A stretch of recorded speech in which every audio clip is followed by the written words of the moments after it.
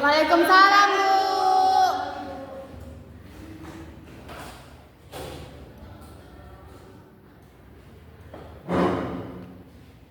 Apa kabarnya hari ini? Baik, Bu. Sebelum kita mulai pembelajaran, ketua kelas sama siapa di kelasnya dan berdoa. Sebelum kita mulai pembelajaran hari ini, marilah kita berdoa bersama-sama. Doa dimulai.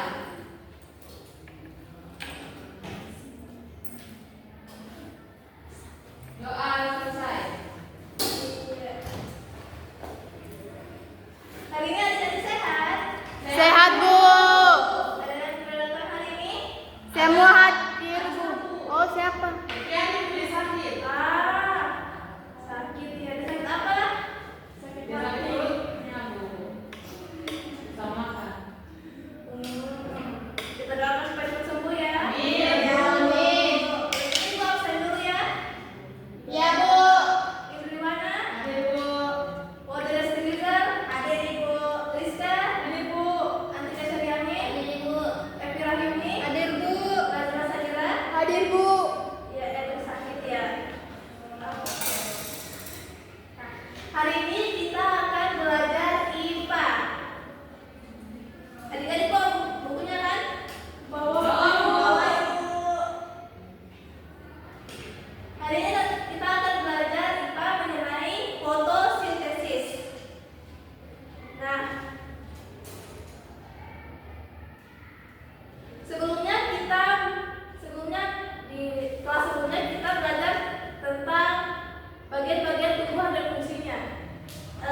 Apakah adik-adik masih ingat bagian-bagian tubuh ada apa saja? Akar. Ada daun, Ada akar. ada Batang. Iya, benar sekali. Ada yang masih ingat apa saja fungsi dari bagian-bagian tubuhan tersebut? Batang.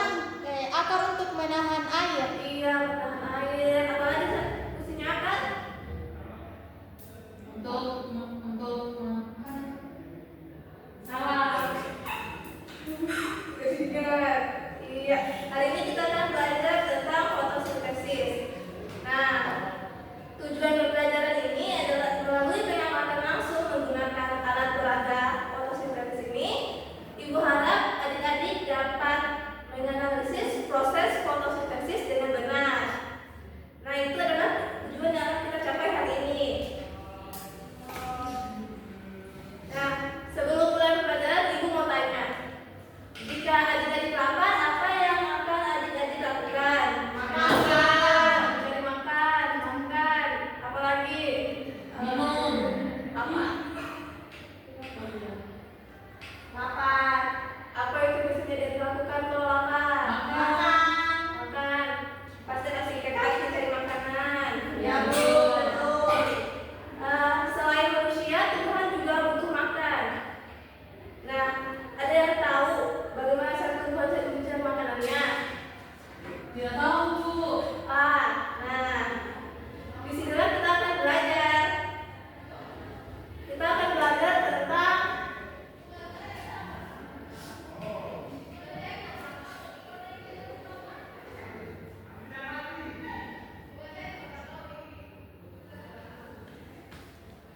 Kita akan belajar tentang fotosintesis. Nah, fotosintesis adalah proses di mana tanaman menggunakan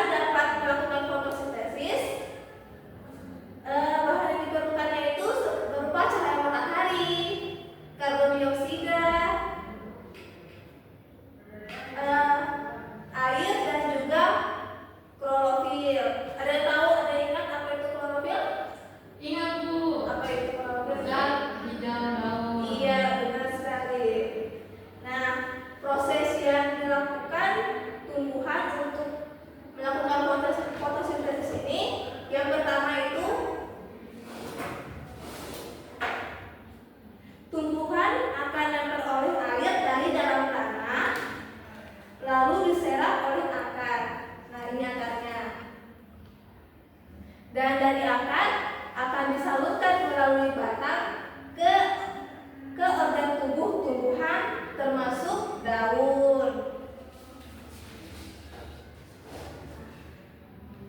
Setelah itu, karbon dioksida diperoleh dari lingkungan dari udara di sekitarnya melalui stomata. Stomata ini letaknya di bagian bawah daun.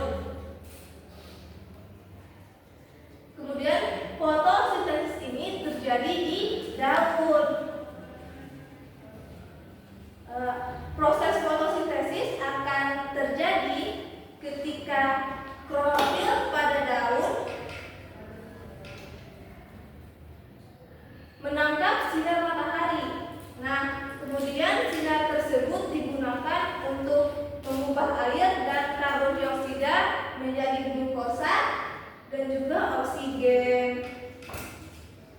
Nah, glukosa yang dihasilkan dapat dimanfaatkan oleh tumbuhan untuk tetap tumbuh dan sisanya akan dijadikan sebagai cadangan makanan. Cadangan makanan ini bisa sebagai contohnya itu adalah buah. Nah, selain glukosa, oksigen yang dihasilkan keluar melalui stomata lalu ke udara. Nah, oksigen inilah yang akan kita gunakan untuk bernafas. Jadi hasil fotosintesis ini ada dua, yaitu glukosa dan juga oksigen. Fotosintesis memiliki 8 manfaat bagi tumbuhan ataupun makhluk hidup lainnya. Pertama itu menghasilkan oksigen bagi makhluk hidup. Kedua, menyerap karbon dioksida sehingga udara di sekitarnya menjadi lebih bersih. Ketiga, menyerap karbon dioksida sehingga mengurangi polusi udara. Keempat, membentuk buah dan umbi pada tumbuhan dan juga menghasilkan buah dan makanan. Nah, sampai di sini ada yang ditanyakan adik-adik? Tidak bisa paham. Iya. Kalau sudah paham, ibu yang mau tanya. Jadi, ada yang tahu bagaimana tumbuhan yang memperoleh makanannya? Dari fotosintesis. Iya. Apa saja prosesnya? Dimulai dari cahaya matahari. Dimulai dari akar menyerap air. Kemudian disalurkan ke Seluruh batang termasuk daun. Kemudian daun menyerap Udara. karbon dioksida. Itu bentuknya tadi udara.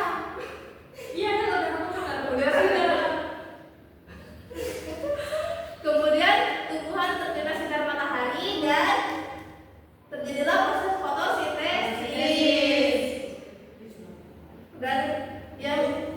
Dan hasil fotosintesis ini adalah Jadinya buah. oksigen dan glukosa. Dan glukosa ini akan menjadi buah nantinya.